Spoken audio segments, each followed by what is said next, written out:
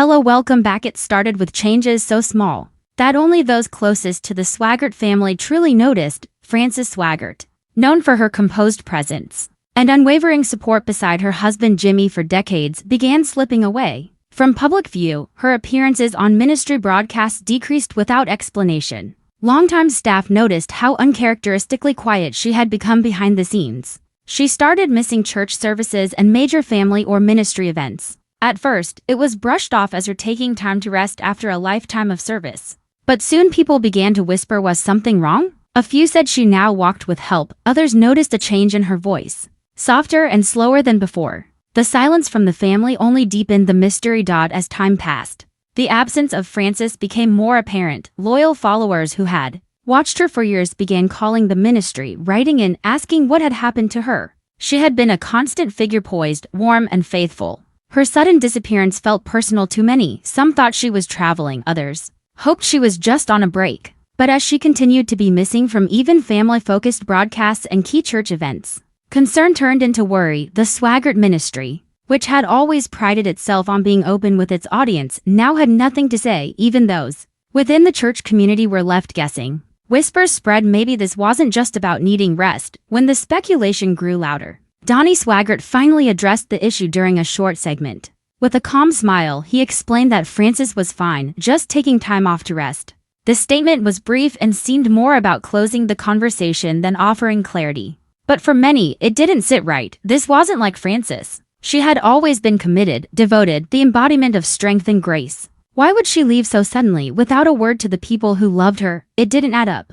Rumors started swirling that she was ill, that she had been seen at a local clinic under privacy protocols. The official story didn't feel true. It felt like a cover for something deeper, and that's because it was, quietly, behind the scenes. Frances had been diagnosed with a rare and aggressive neurological disorder. Her memory, speech, and coordination were deteriorating slowly but steadily. She had moments where she couldn't remember names, got lost mid-sentence, or forgot where she was. For a woman known for her strength and eloquence, this was devastating. The diagnosis came months before she vanished from public life, but the family chose to keep it private, fearing it might shake the faith of their followers or damage the carefully constructed image of the ministry. Frances, with her quiet resolve, agreed. She didn't want pity or to be seen as weak. The ministry, meanwhile, began quietly covering her absence. Pre-recorded clips of her were used to keep up appearances. Church staff were told not to mention her. Some believed this was right to protect the image and spare her discomfort. Others quietly disagreed, believing the congregation deserved the truth. According to some insiders, her grandson Gabriel felt they should be honest. He thought the faithful should be given the opportunity to pray for her, to support her. But Donnie was firm. He feared the gossip, the judgment, the distraction it could cause. Tension built quietly between those who believed in transparency and those who believed in preservation. Even during the few times Frances appeared after her diagnosis, those close to her could tell something had changed.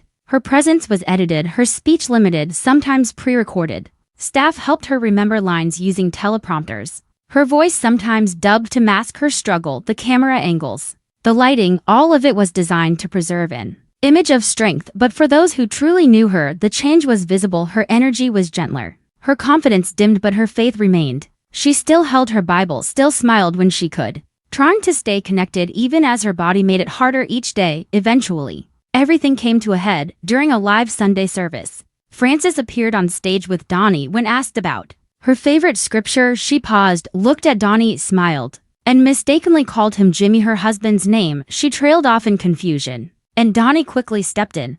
The moment was edited out of reruns, but those watching live noticed. Immediately, social media buzzed with questions. The family stayed silent, pretending it never happened. But that one slip said more than any statement could. It gave the world a brief, painful glimpse of the truth. The pressure inside the family reached its limit. Months of secrecy, internal conflict, and emotional exhaustion had taken their toll. One family member, who had remained silent until now, reportedly threatened to release medical documents if the truth wasn't addressed. It wasn't out of bitterness but out of love. They felt the secrecy had become more damaging than protective. Behind the ministry's polished image, the truth was weighing heavily on everyone. Staff were emotionally drained, family members were divided, and Frances, once the ministry's rock, was fading while the world remained in the dark. Eventually, the truth found its way out, not through a grand announcement but quietly.